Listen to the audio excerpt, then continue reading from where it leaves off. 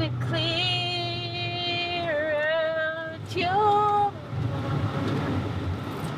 Are you nervous? No, I'm excited. No, I'm not nervous. Come on, I can do that better. No, I'm excited. I mean, what's going to happen? If the worst thing happened, life still goes on. What's the worst that could happen? You fall down, you lose your bladder control. I mean, think of the series of things. It's just the same as when you were 10. It just never changes.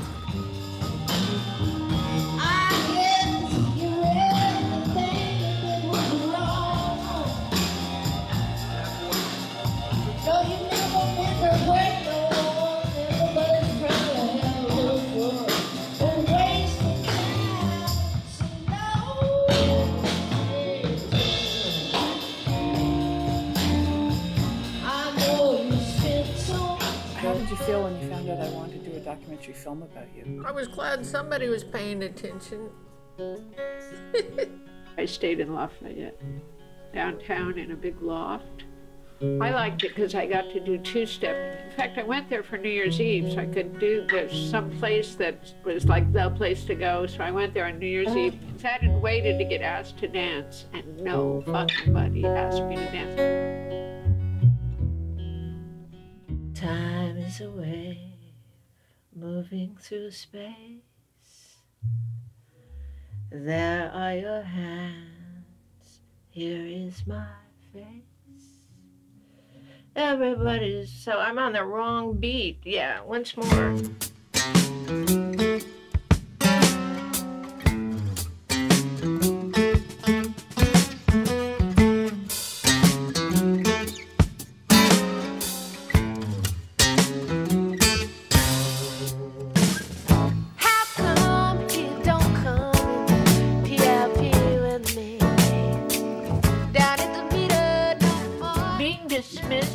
Middle-aged woman puts a kind of rage in your heart. I am surprised more middle-aged women don't get their gun out.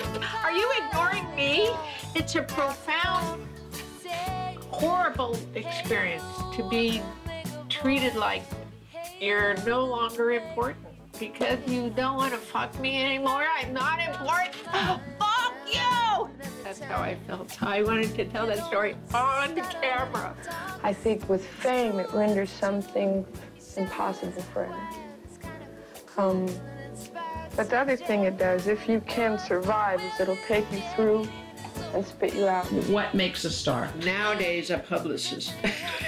That's pretty much it, right?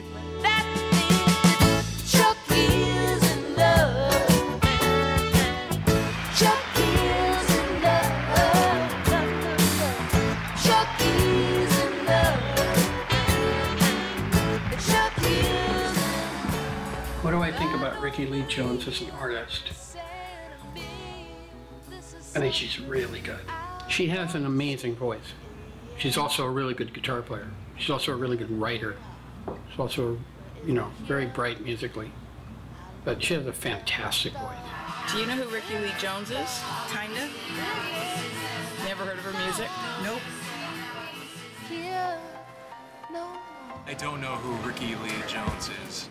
When her album came out, whatever year that was, how old would I be? I was young, and I might have been 19, and that album, her first record, just I lived. It was my Bible. Do you know who she is? Rickie Lee, no. I don't really know who she is, but I've heard about her. Working with Dylan and Tom Waits and people on that level writing, Rickie she's totally right up there with those guys.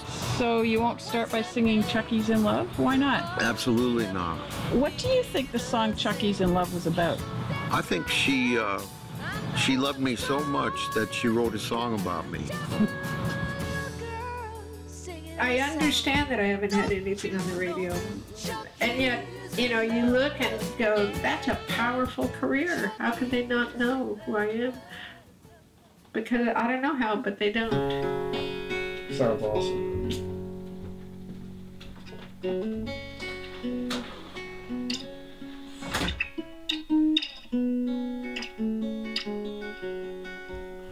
For so many years, I kept making music and doing things and going, why won't it line up? Why isn't it perfect? This is the best I can do, and it's not what I want it to be, and I can't get there. Will it ever line up again? When you turn 60, you should probably start really living your life louder, because you've been really polite and quiet for a really long time. Why did I feel like I needed to be quiet? I think, you know, in the beginning of my career, I was so big. It came to me in a big way, and in a short time, I felt bad that I was big. I was bigger than boys, most definitely, and I was bigger than the guys I loved, absolutely. Tom Waits and I are best friends. We had a group of people that we hung out with, and Rickie came along kind of late. She came around in about late 76, early 77, and started hanging out with us. She was like a, you know, like a beatnik girl. She did hoot nights over at the Troubadour on Monday nights, and that's where I met her. I used to hang out with Robin Williams back in San Francisco in like 80 and 81. It's very foggy, but I remember I get pictures of us walking through the streets. I think we hung out quite a bit and going to comedy clubs. And I heard that Robin Williams had died. It was so unexpected. And when this thing happened, it rocked my heart so deeply. I felt angry about how he died, and I felt angry that he died. I really felt it ripple through humanity. People were hurt. And I think it planted this seed in me that I wanted to write a record that was life-affirming, that said, I love being alive. I am so glad to be here, and that everything that comes from my fingertips and my eyes says, I'm celebrating life. I'm ready if you are.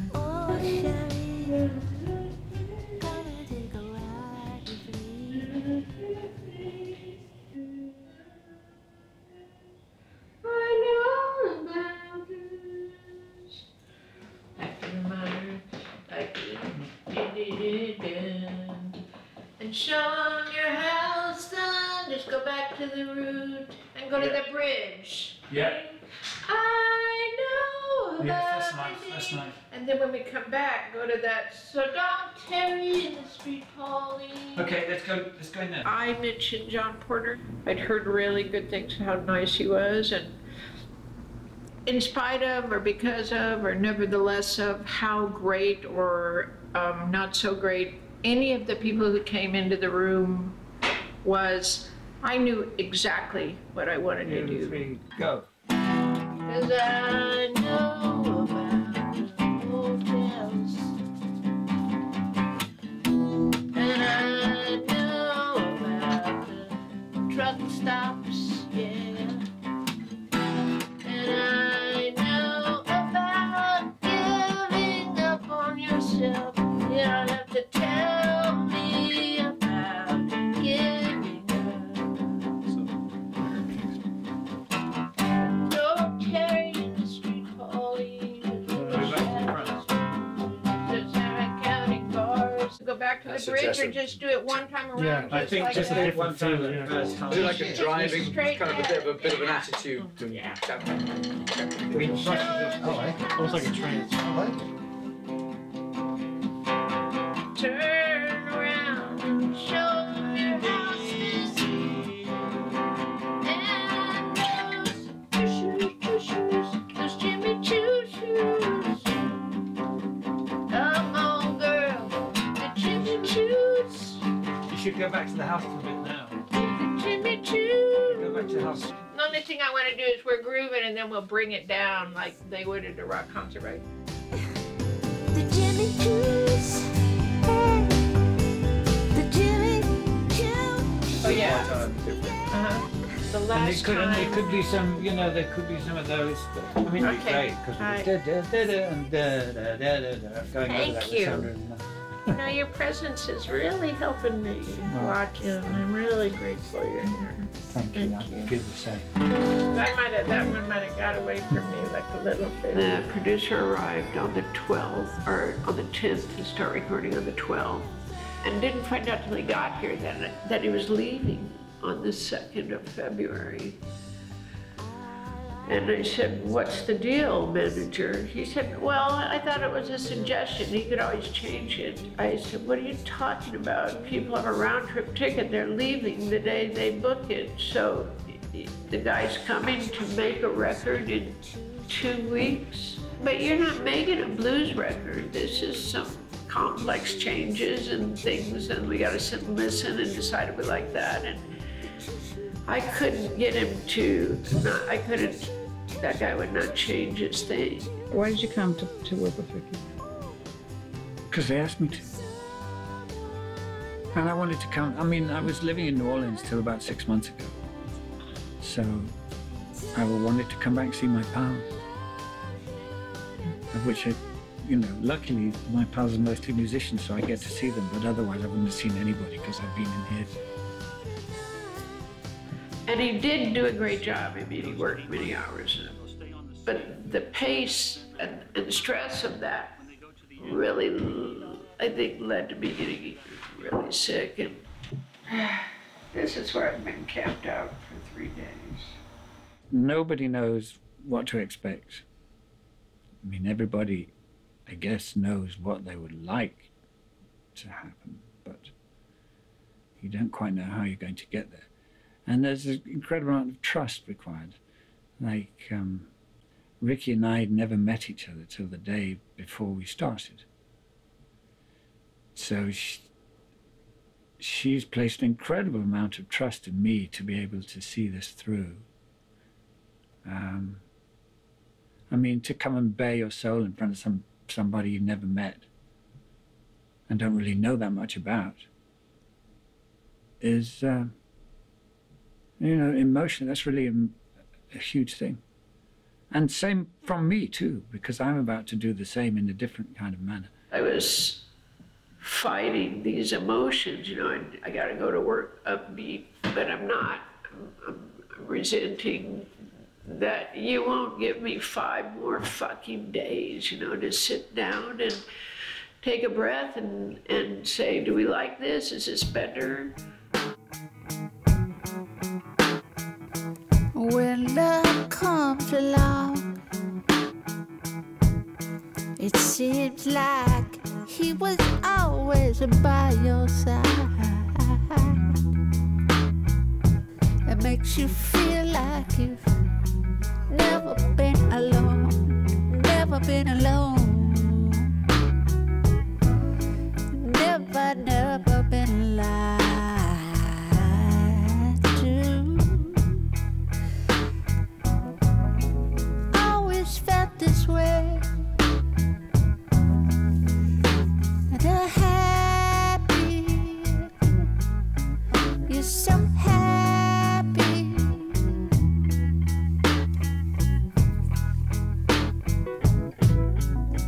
You can't forget you ever cried. But you better hold on to your tears, 'cause they hold you down sometimes. Do-do-do-do-do. I lived in LA more or less since 1973 or 2. And about 2 or 3 years ago, I was sitting in this really expensive apartment in Los Feliz, thinking, I don't have one friend. And then I began to reach out. I thought, I am reclusive, and this is my fault. So I'll call people. And I began to call people. You want to go to the movie? You want to meet for coffee? And they didn't. They're all so busy and so alone. And I thought, I don't want to live and die in LA. Still gonna be a long way before I have anything to write. How will I ever be able to say what I feel or care about what I feel or feel like what I have to say matters? And I was running out of money. And the money thing is a great motivator. It will really lead you to new life. You make a lot of money, there's gonna be new life. You run out of money, it's gonna be new life. I didn't really mind that I wasn't rich, but I was getting concerned that I was going to become poor.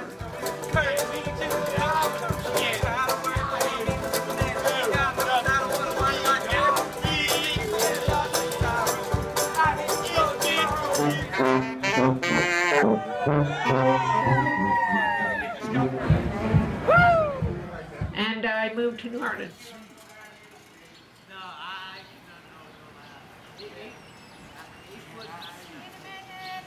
I came here last Thanksgiving. And, you know, from here, I feel so healed. When I got here, I was pretty fractured. I can't even tell you how unwell I've been for so long. And my soul so alone and with a leftover career. It's Christmas time here in New Orleans. The streets are all empty, but for we three queens who follow the fire of an old guitar that burns so bright over the local bar. I know you told me, girl, why do you let them see you cry? Look away like me, and you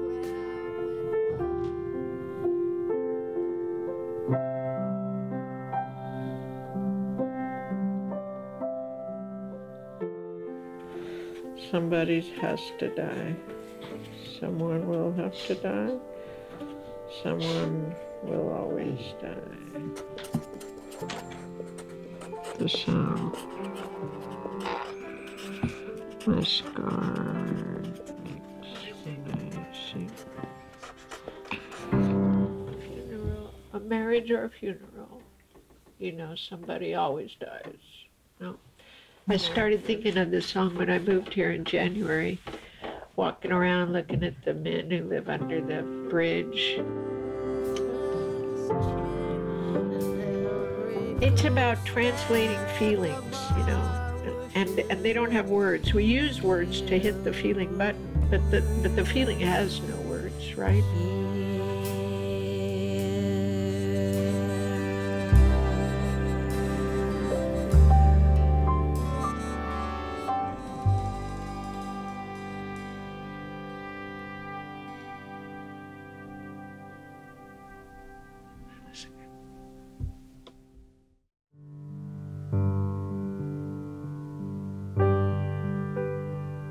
She was a happy child, funny and bright and wild,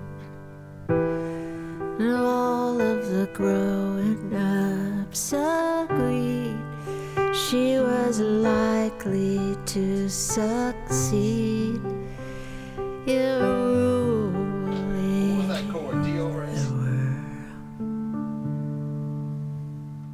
By the 90s, I think all of my journey is about being a mother, and my career took a second place to that.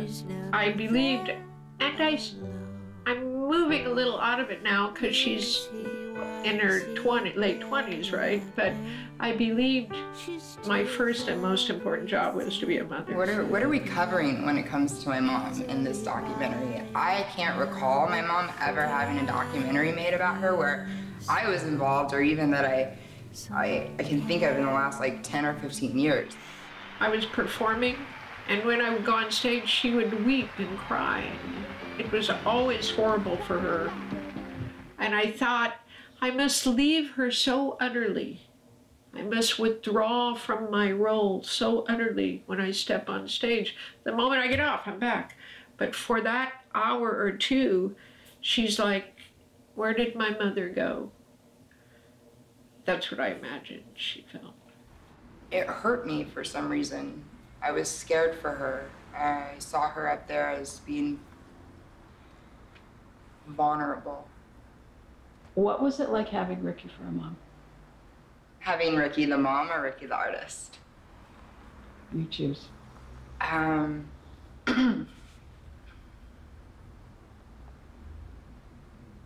Let's see. I learned as a little kid that if I had to call out mom,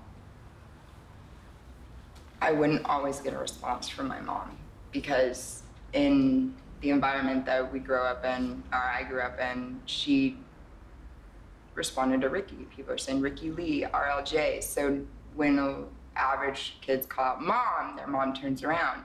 Still to this day, at the age of 27, I'll say mom, and sometimes she just won't hear me, and I'll have to go Rickie, and she'll turn around and hear me.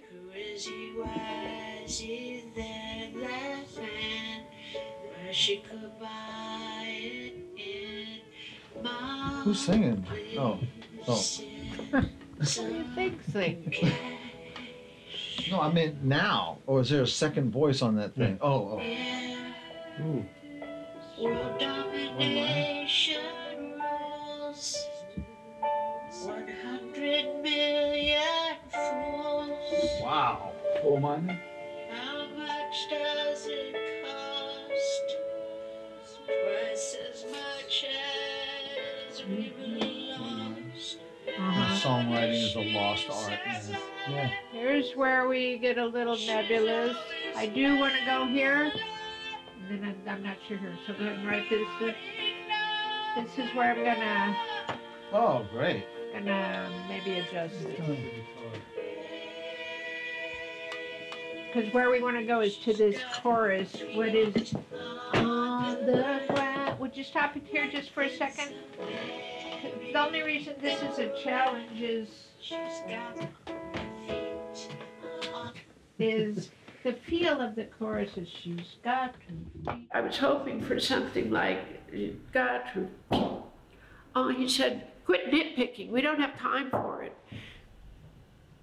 I hadn't said anything. I hadn't had a chance to say my view about anything at that point, and I thought, I'm gonna have to say something. And he said, nitpicking, and I said, and so, you know, people flash what they're really thinking. That made you really sad and depressed. I don't want you to be sad.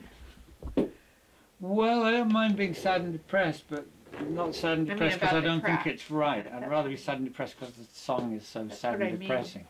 Not the fact that it sounds like a bunch of fucking junkies. Let's set it aside. That's what that last verse made. I've played it for 5 days and still playing whole notes.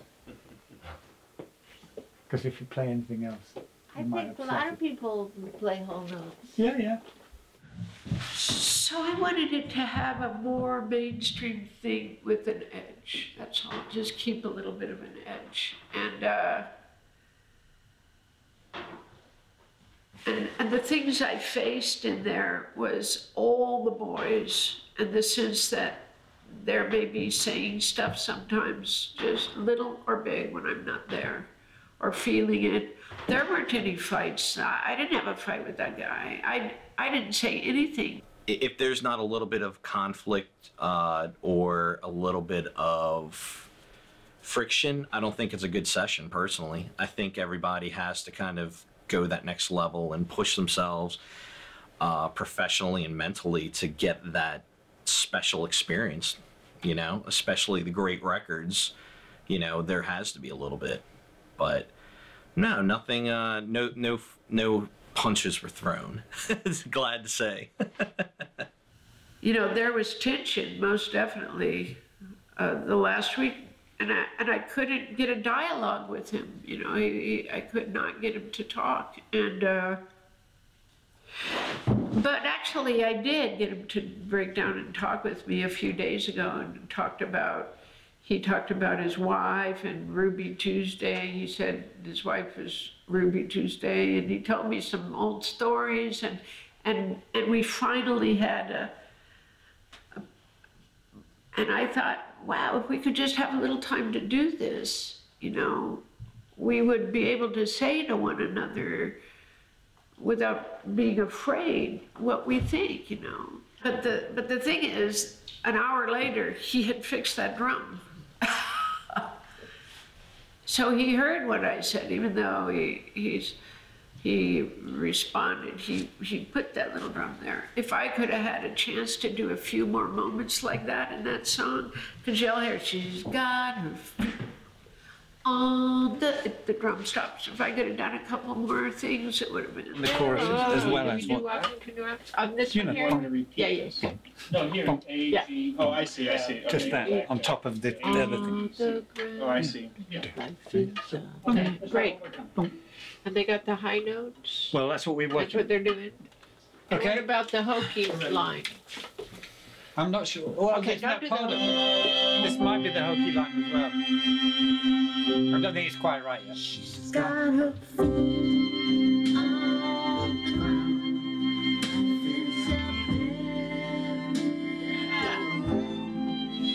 No, that's too soon for it. Yeah. This could come here. Yeah. That should come halfway through. Yes. That's where the bass goes, ba-da-ba-da-da, so that line comes in a little sooner.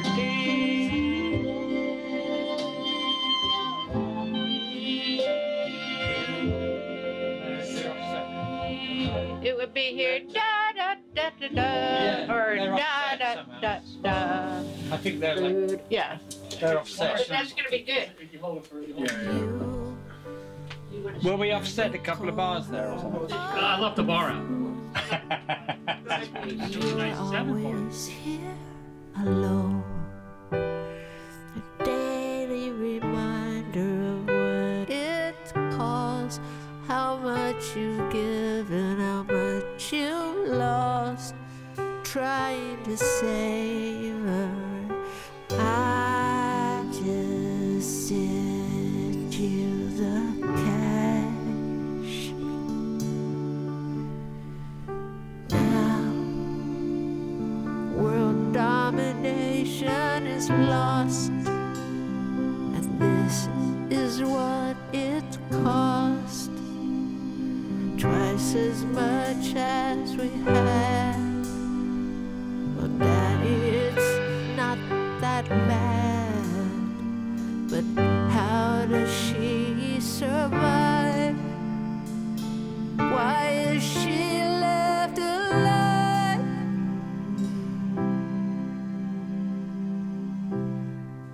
She's got her feet on the ground. Life is a maze and merry-go-round, picking her up so high.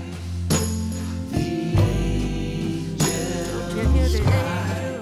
She's got her feet on the ground. Life is a maze and merry-go-round, picking her up so high. I remember when I saw Jerry Maguire, the movie, and I had this kind of schoolgirl crush on Tom Cruise, and I was watching it, and I didn't know my mom's music was in it. And I'm watching the scene where Tom Cruise drives in the car with Renee Zellweger and the little boy and takes him to the airport, and suddenly I hear my mom's voice, and I just froze. It's when you hear my mom's voice, there's no doubt that's my mom's voice. And she sounded so delicate and beautiful. I think of it as she's singing to me, because the lyrics are like this. We will fly way up high, where the cold wind blows. Laughing, having fun, smiling at everyone. That's the way it goes.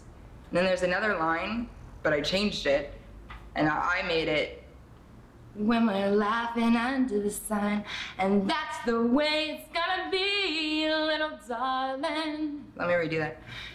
And that's the way it's gonna be, little darling. We'll be riding on the horses, yeah, yeah. Way up in the sky, little darling. And if you fall, I'll pick you up. And if you fall, I'll pick you up, pick you up. And that's my mom. I have been deaf for a while as a child. I still don't hear like normal people. The cones in my ear didn't form totally. I have a lot of tinnitus, and sometimes I like my voice, but it's an unusual voice, and I wonder, it actually sounds a lot like my mother, but I wonder if it has anything to do with the fact that I don't hear exactly, probably, the way other people hear. The world is my cause. My mother was a waitress, and then when she was about 52, quit waitressing and went to school to be a nurse. Became a psychiatric nurse, worked at that place where they filmed One Flew Over the Cuckoo's Nest. She was Nurse Ratched. No, she wasn't really, but she worked in those terrible halls, and I would go to visit her there. It was very frightening. One of my favorite times to visit, because I went a lot, and I went in and sat down, and this girl sat next to me and said, "So are you new here?" I said, "No, that's my mother." "Who? Betty Jones?" "Oh, too bad." I had a pinnacle moment in my life. Oh, I couldn't hold a job. I would get fired after a few months. If I worked as a waitress, I'd come home with $8, you know. I was not good in the public sector, or whatever that is where people work. I got jobs in the laundry, you know, really menial jobs, as if God was saying, you don't belong here, and if you don't do what you're supposed to do, you're gonna work there. So I called my mother and said, "I think I'm gonna go to school to be a stenographer." And she said, "Don't you dare. Don't you quit your dream." And a year later, I was signed to a record label. But that was an important moment. What I admired about my mother is she always seemed totally unaffected by fame. And when I have new songs to play her, inevitably, by the chorus, she'd start to do something. She'd start to cook something or read something. And so what I thought, what it did was, in the mega fame, was keep my feet on the ground. But what it also did was, no matter what I do, I cannot get your attention, you know? I'm like on the Rolling Stone cover, and I'm on the Rolling Stone cover again, and I'm paying, I bought you a house, and I still can't get you to listen to me playing you a song. But the great part was, it was continuity. She didn't go, "Oh, she's famous now, I need to listen to her." I know you come here to this bar, 'cause no one here knows who you are. You watch the band sing tra-la-la. You wear your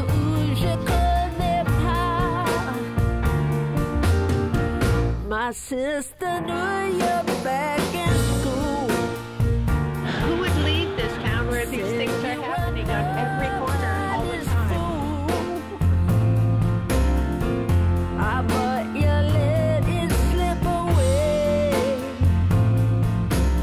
What would you tell yourself when you were 24, your famous self? I guess it's the same thing that I'm telling myself now.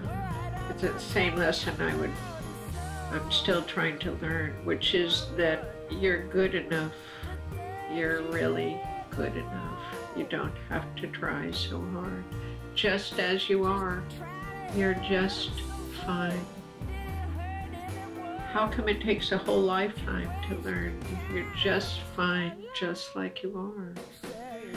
I think fame, is it fame or wealth? One of them is such a test of fire and makes you feel like you're not worthy of what's happening. It tests you in just inconceivable ways.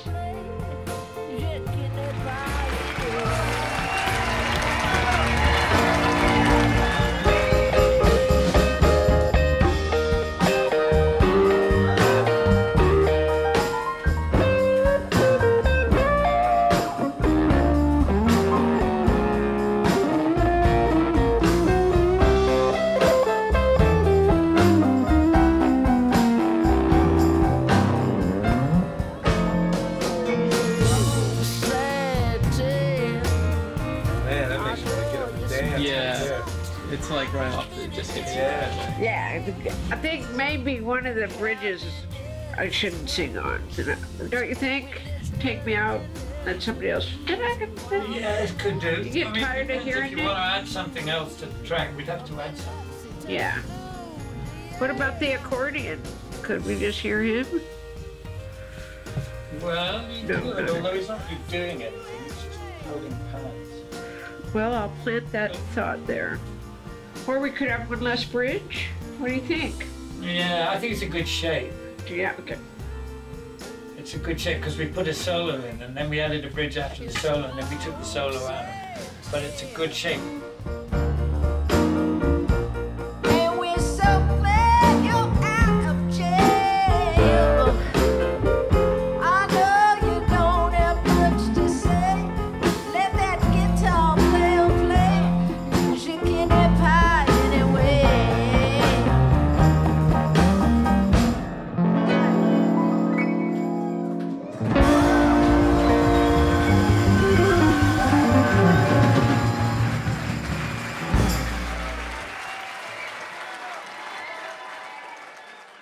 My grandfather was a star in vaudeville. He was a one-legged dancer and singer. And I mentioned the one leg because it was a peg leg and he danced on it and he did flips and, as you know, the kind of thing they could do in vaudeville that they can't do anywhere else. And Our Pride and Joy was a particular review that had him over Milton Berle, who of course went on to be way, way big. But and we would look at his beautiful pictures. This is grandmother. Boy, she looks a lot like my sister. And this is a handsome fellow, his grandfather. Isn't that a great picture? I think that's backstage at a theater I probably ended up playing at too. And the thing about that is that it planted in me a great honor to be a musician. You know, a lot of people, their parents go, music, get a real job. That was never in my house. And when my father discovered I could sing, because he was always gone, and when he came home one summer and found out I could sing, it was a big deal for me. He spent time with me. He taught me harmony, and I was able to understand it and sing it back to him right away. I walked out in the shade. I had the blues right on parade. But I'm not afraid, 'cause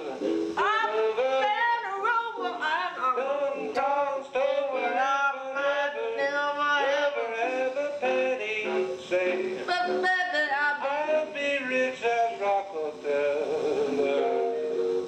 Gold dust at my feet on the sunny side of the street.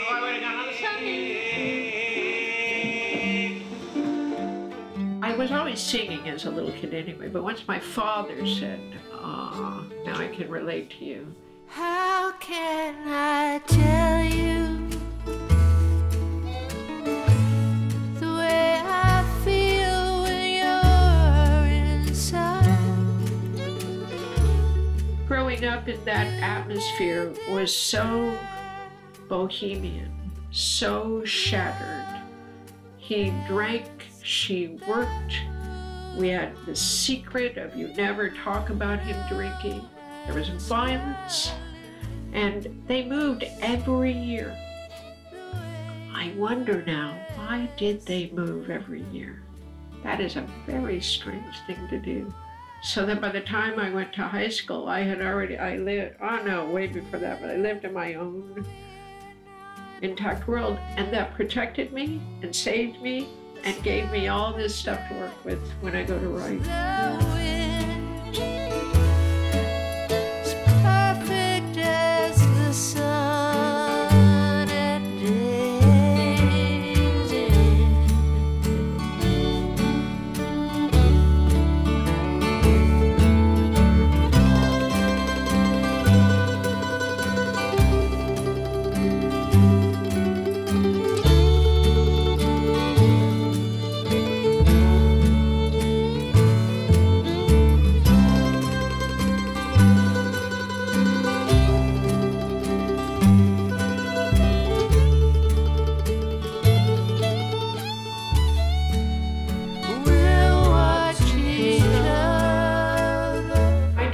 A few times. He left us when I was 11 and came back when I was 12, and then he stayed for a while, and then they split up again, and then he left again at 16. So he left us 3 times. There's redemption to this because I think even the reason I got married was to do this, because I certainly didn't know the person I married at all.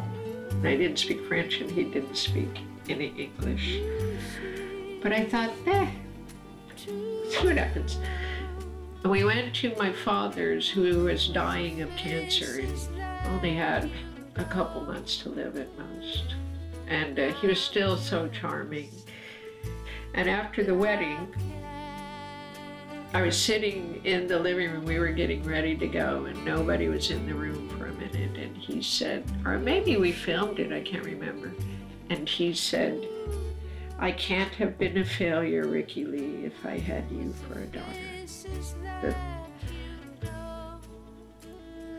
And it redeemed everything. It redeemed his, coming around then and other things he had done. And from that moment, he was my daddy again. We'll stay together.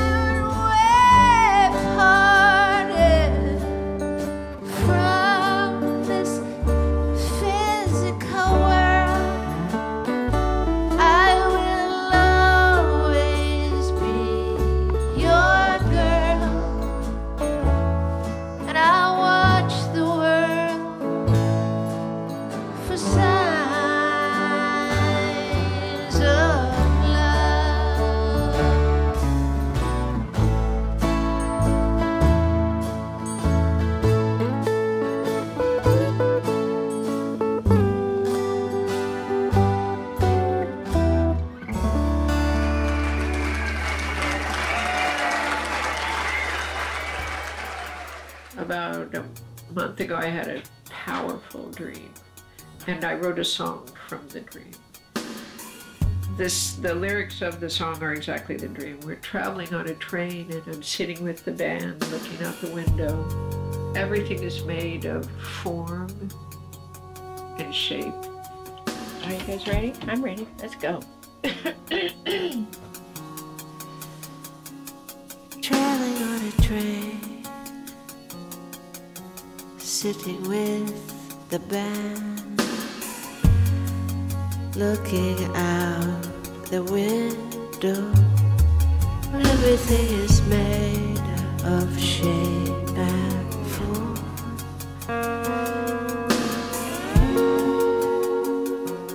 Now I'm in a bar, an empty bar, but there's nowhere for me to sit. Why do people come here? I don't know. But then I think, I'll look a little closer. Find out why people come here, and I step into the back and the room expands, and there are people everywhere.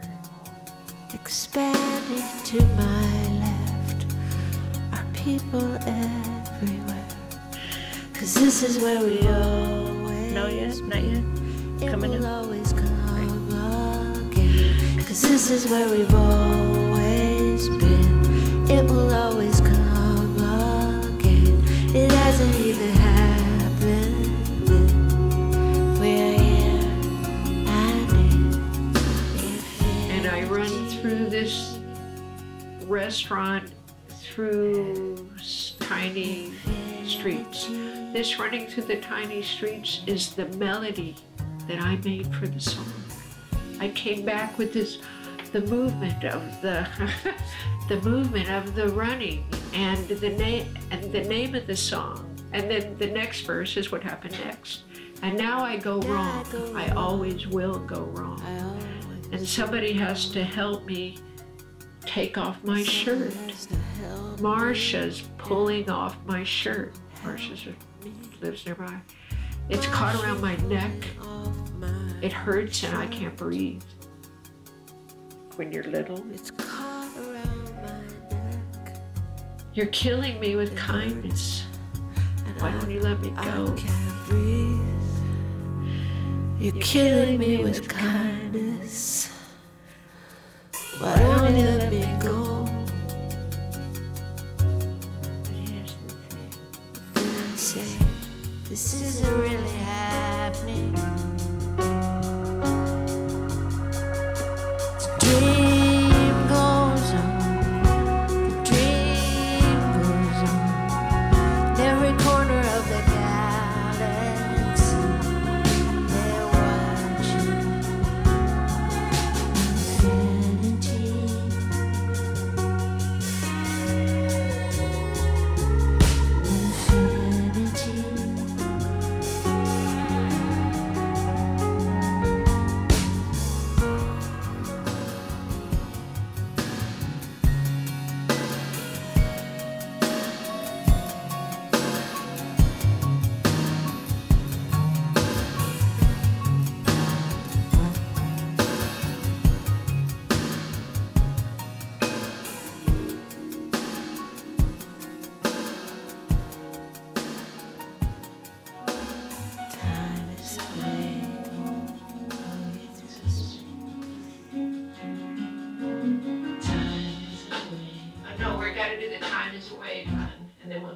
So we're sorry.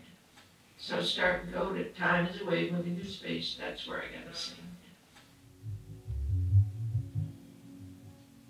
It's just the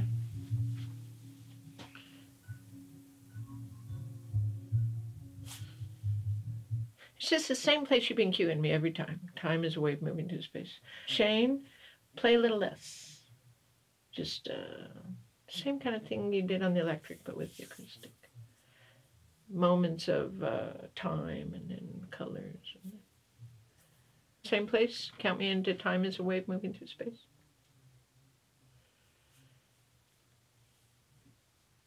So it was on the original vocal, yeah. Can you tell me, I might be able to solve your problem. What's wrong? It's 4 bars before the chorus. Super Poppy.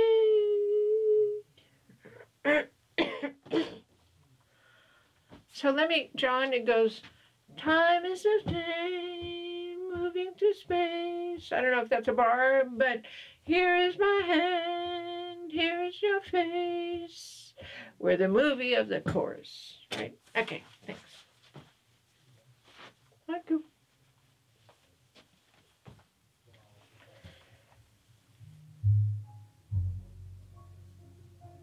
Right now?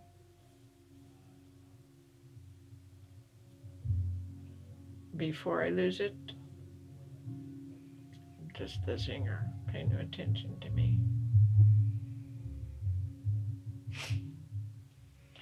What are you guys doing? Stop. Stop.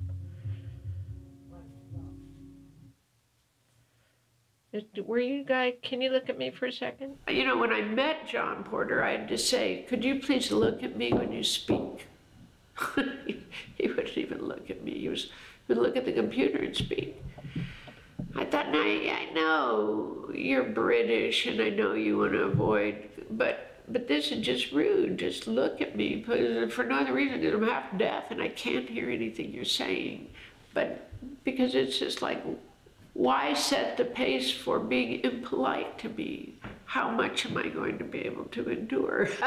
You're coming and going in 2 weeks and you don't look at me when you speak to me, which is dictating the future of what's going to happen in this work. Are you not able to hear me? I understand, but I'm trying to get my vocals so he can overdub. Could we go to the chorus and do it again? Yeah, I hope so.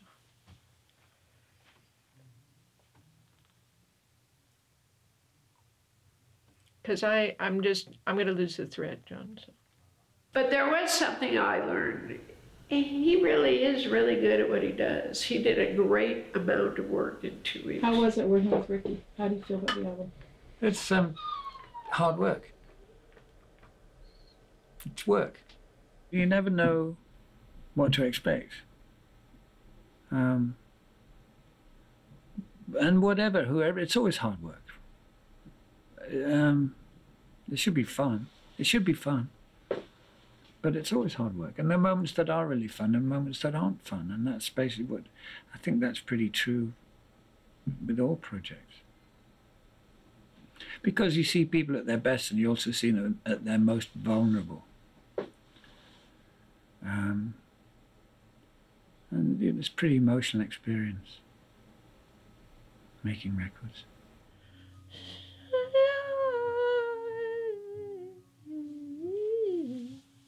I don't have any improvisation in me, but I think I got that chorus. So I think that's good. I mean, the words are different. It's just that if we go, if in 2 weeks you go, I'd like you to fix that line, the odds of me matching it tonally are. So you think we got? Okay. They're watching. This is where we've always been. You will always come again. It hasn't even happened yet. We are here and in infinity.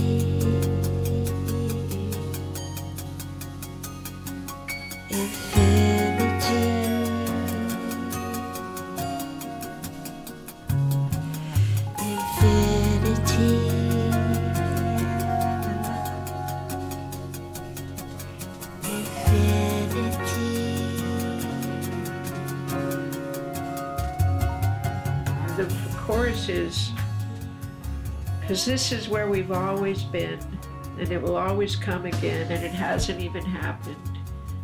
We're traveling on waves of light in infinity. Because what I woke up going is, we never die. We think we're this physical thing, but we only are it because of the light from the sun, and that light, the spectac that we are, is traveling out, just like the light from the sun is coming from. We are always, and we are never not. And that was the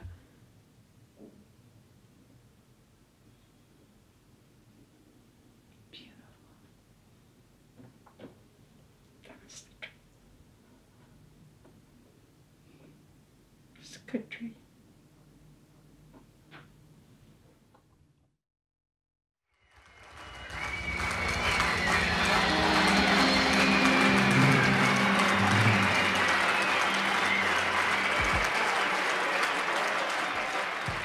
I thought Infinity was very good tonight, kind of transcendent from where I sat. They like playing it, and it takes on the shape of the lyrics. It's good. And the audience likes that. You know, they like you to do dreamy stuff. It's funny, huh? So John Porter left and you had to finish the songs you wanted to finish. So what did you do? John Porter left after 3 weeks, and the work wasn't done. And So I called my friend Mark Howard, a stroke of genius on my part, I might add. I called him and he had a month, and he came right away. We had done this thing called Blinded by the Hunt, and I wanted to put an organ on it. There was a B3 out there, and he said, go play the organ. And I said, I don't know how to play the organ. And he said, you're a genius, you can play anything. She had the idea to put the snare thing on there. I said, well, why don't you just play the snare part? And so she went over and she put this little snare thing on there.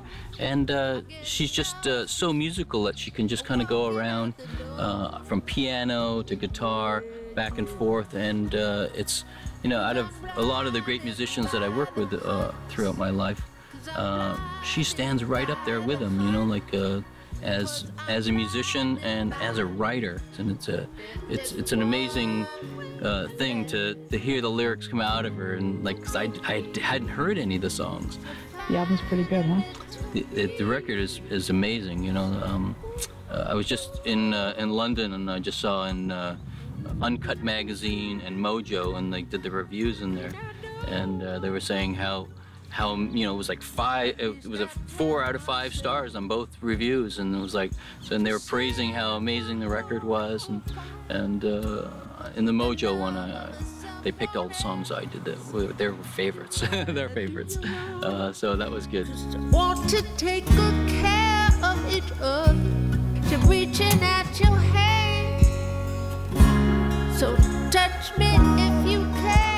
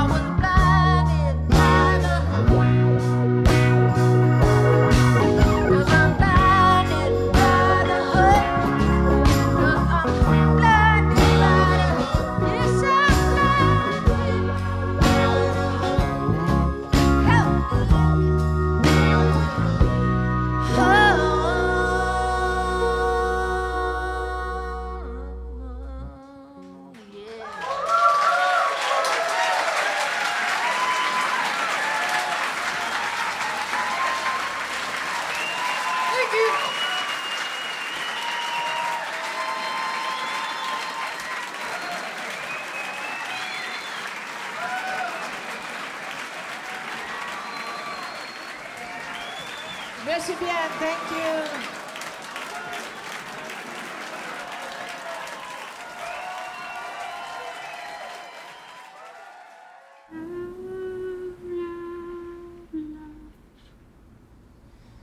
Is this your last kick at the can? My last what? Is this your last kick at the can, the album? Oh no, I feel like I'm just starting again. I'm even writing still. It didn't stop.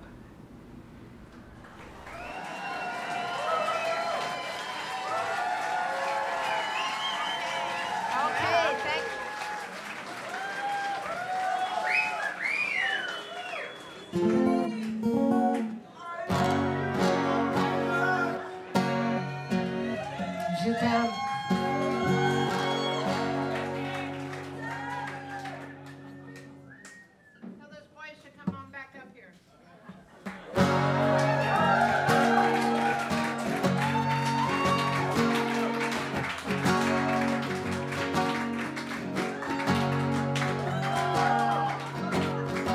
Long stretch of headlights fit into our tiptoe into truck stops and sleepy diesel lights. Volcanoes rumble in the taxi and glow in the dark, and camels in the driver's seat, and a slow, easy mark.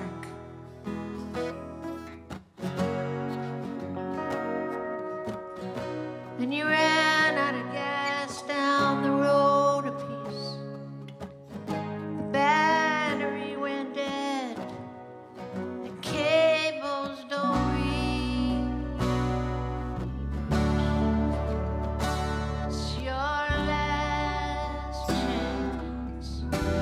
check under your hood. Your last chance. She ain't sounding so good.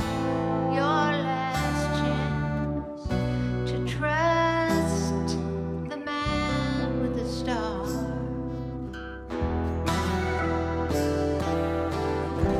'Cause you found the last chance. Texaco. The last chance.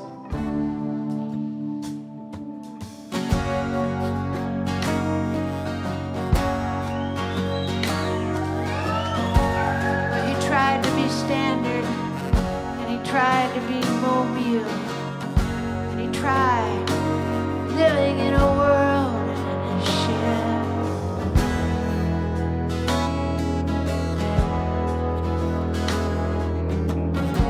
There was a blood-busted blood. He loved her free parts of labor. She broke down and died. She threw all the red.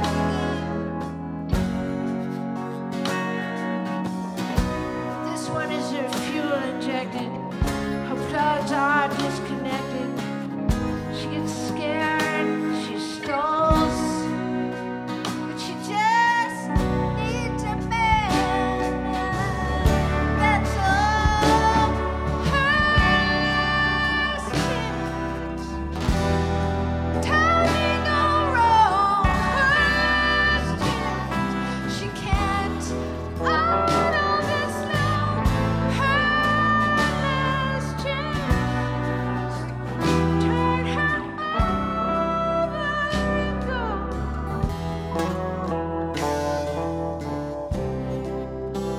So they pull out of the last chance. Texaco. Last chance.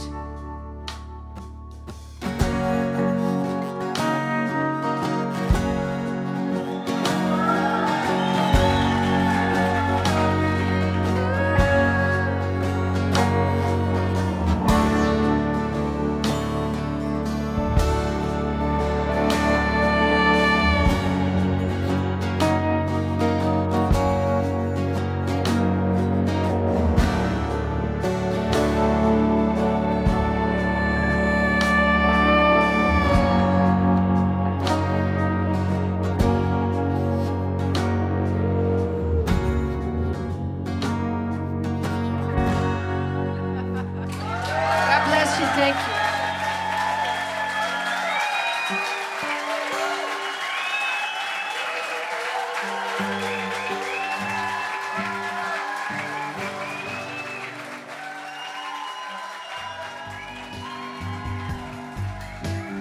I'm happy with it, you know. I feel a lot of power, a lot of good power.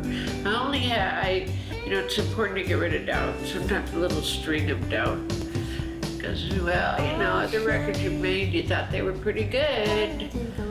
And I did think they were good, but I knew I had, it wasn't that I didn't do my best. It's just that I knew my best wasn't good enough yet.